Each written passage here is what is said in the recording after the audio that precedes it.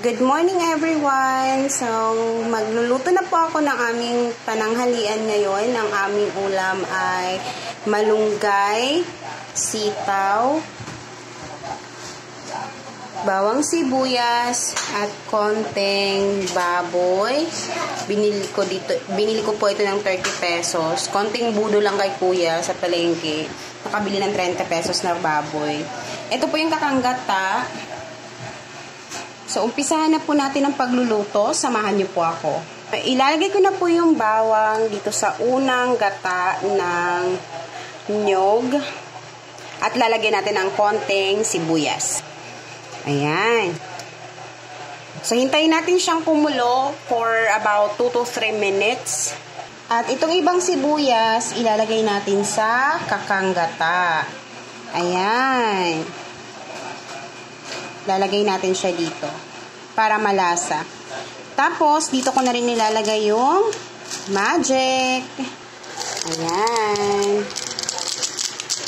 Then, pagkatapos ito guys, ilalagay ko tong napakaraming baboy dito para lumambot. Papakuluan natin siya ng bonggang-bongga para lumambot siya. Ayan. Para lumambot ang ating napakaraming baboy or napakaraming karne.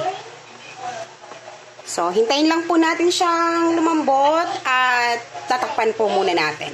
Ito na guys, kumukulo na po ang ating karne. Pero hihintayin pa rin po natin siyang lumambot. Tatakpan ko pa ulit ng 1 at 2 minuto. Babalikan ko po ito.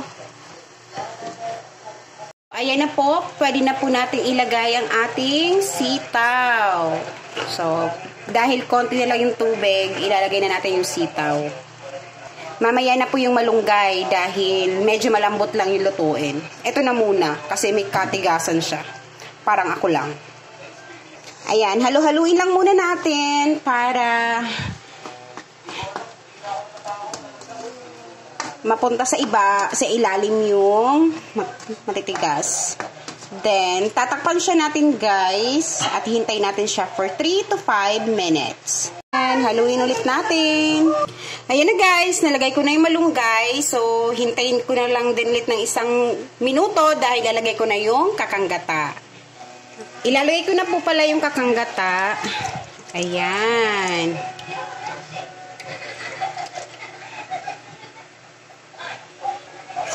Ayan na siya guys.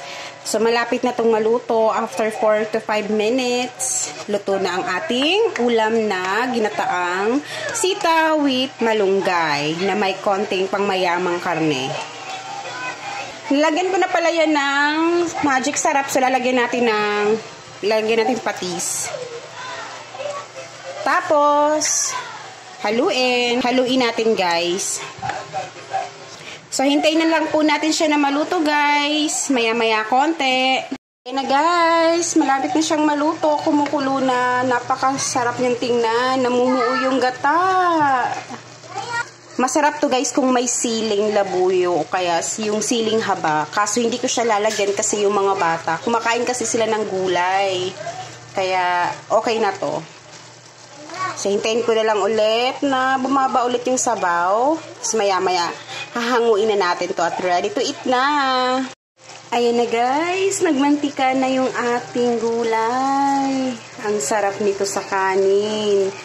Lalo na't may kape. Buhay kape, no? So, ito na nga. Luto na siya. Ito na siya. Sarap. Guys, ito na po yung gulay. Napakasarap niya.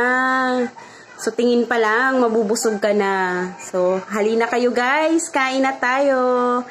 Thank you so much guys for watching my video for today. Bye!